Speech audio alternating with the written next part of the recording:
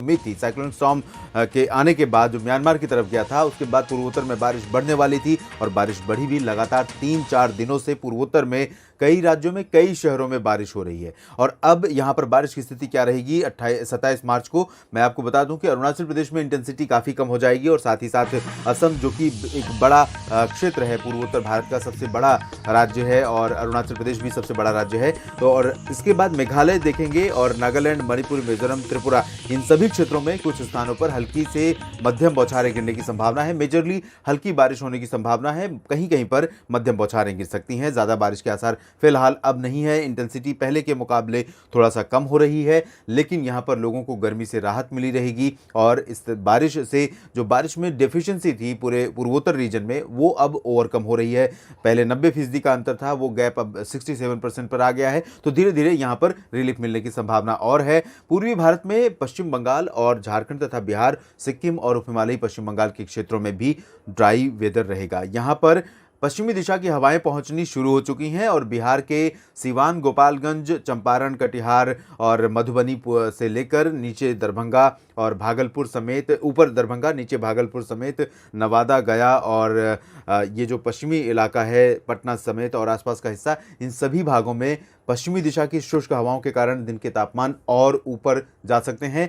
बिहार में भी लोगों के लिए मुश्किलें अब बढ़ सकती हैं, हीट वेव जैसी कंडीशंस यहां पर बन सकती हैं। झारखंड में भी ऐसे ही हालात रहेंगे और गंगेय पश्चिम बंगाल में भी तापमान में व्यापक बढ़ोतरी होने की आशंका और संभावना है। मध्य भारत के क्षेत्रों में ओडिशा और छत्तीसगढ़ समेत महाराष्ट्र के विदर्भ के कुछ इलाके ऐसे हो सकते हैं जहां पर बंगाल की खाड़ी की तरफ से आर्द्र हवाओं का फ्लो रहेगा और इसी वजह से यहाँ पर थोड़े बहुत बादल यहाँ पर बन सकते हैं। उम्मीद कर सकते हैं कि इन बादलों से कहीं कहीं धूल भरी आंधी और आइसोलेटेड प्लेसेस पर बूंदाबांदी हो जाए। छत्तीसगढ़ में रायपुर से लेकर दक्षिण तक और ओडिशा में कहीं पर भी इस तरह की मौसमी स्थितियाँ डेवलप हो सकती हैं। लेकिन मेजर लोकेशंस पर मैं कह सकता हूँ कि दोनों राज्यों में लगातार टेम्परेचर ऊपर जाएंगे और गर्मी बढ़ने से हीट वेव जैसी कंडीशन यहाँ पर भी बन सकती है। बोलांगीर की बात करें या केंदुझार की बात करें या फिर बालेश्वर और भद्रक की बात करें, सभी जगहों पर हालात ऐसे होंगे। बिलासपुर, अंबिकापुर में भी इसी तरह की संभावनाएं नजर आ रही हैं। महाराष्ट्र और मध्य प्रदेश, गुजरात, गोवा, इन सभी भागों पर भी लगातार तापमान में बढ़ोतरी का सिलसिला जारी है। अभी पश्चिमी और उत्तर पश्चिमी दिशा की हवाएं इस तरह से पहुंच रही हैं मध्य प्रदेश और गुजरात, राजस्थान के ऊपर और महाराष्ट्र के ऊपर। तो इसके चलते पूर्वी और पश्चिमी मध्य प्रदेश के अधिकांश शहरों में तापमान पहले से ही ऊपर बने हुए हैं और यहाँ आशंका यह है कि अगले 24 घंटों के दौरान 1-8 डिग्री टेम्परेचर आज के मुकाबले और बढ़ जाएगा। तो हालात और बदतर हो सकते हैं। अनूपपुर की बात करें या जबलपुर, मांडला, बालाघाट, डिंडोरी की बात करें, साथ ही साथ सिंगरौली, सागर, सतना, पन्ना, रीवा, छतरपुर और पश्चिम में जब चलेंगे आप तो भोपाल से लेकर विदिशा, अशोकनगर, गुना, ग्वालियर समेत रतलाम, नीमच, मंदसौर और उज्जैन, इंदौर, धार, खरगोन समेत समूचा ये क्षेत्र लगातार भीषण गर्मी की चपेट में रहेगा, जो कि पहले से यहाँ पर गर्मी का शिकार बना हुआ है। और पूर्वी गुजरात के रीजन में साबरकांठा, बनासकांठा, मेहसाना, पाटन समेत अहमदाबाद, वडोदरा, गांधीनगर और छोटा उदयपुर से लेकर नीचे जब आप जाएंगे सूरत, वलसाड़, नवसारी समेत ये जो तटवर्ती रीजन है और दादरा नगर हवेली, दमन दीव समेत सौराष्ट्र के क्षेत्रों में अधिकांश शहरों में यहाँ पर भी हीट वेव जैसी कंडीशंस रहेंगी। कच्छ और भुज में भी पहले से ही हीट वेव कंडीशंस लगातार बनी हुई है और भीषण गर्मी का शिकार इन सभी शहरों में भी लोग हो रहे हैं। महाराष्ट्र में उत्तरी इलाके लगातार गर्म हो रहे हैं, इंक्लूडिंग मुंबई। अब टेम्परेचर लगातार ऊपर जाएगा।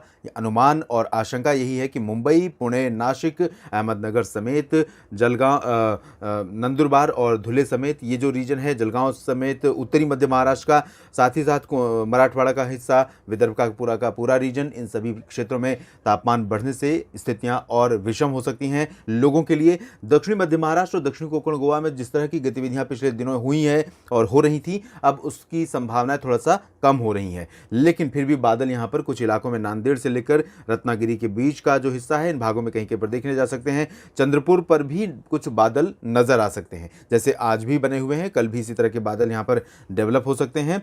और तेलंगाना तथा उत्तरी तटीय आंध्र प्रदेश और रायलसीमा, ये पूरा का पूरा रीजन ड्राई रहेगा और ये दोनों राज्य भी अब भीषण गर्मी का सामना करेंगे। यहाँ पर भी तापमान में बढ़ोतरी होने की संभावनाएं दिख रही हैं। उत्तरी आंतरिक कर्नाटक के ज़्यादातर इलाकों में मौसम साफ और शुष्क रहेगा, लेकिन तटीय कर्नाटक और दक्षिणी आंतरिक कर्नाटक जो तटवर्ती रीजन से सटा हुआ क्षेत्र है, इन भागों में कुछ स्थानों पर हल्की से मध्यम बौछारें कल भी गिर सकती हैं और इसी तरह से केरल में भी कई जगहों पर वर्षा होने की संभावनाएं लगातार बनी हुई हैं।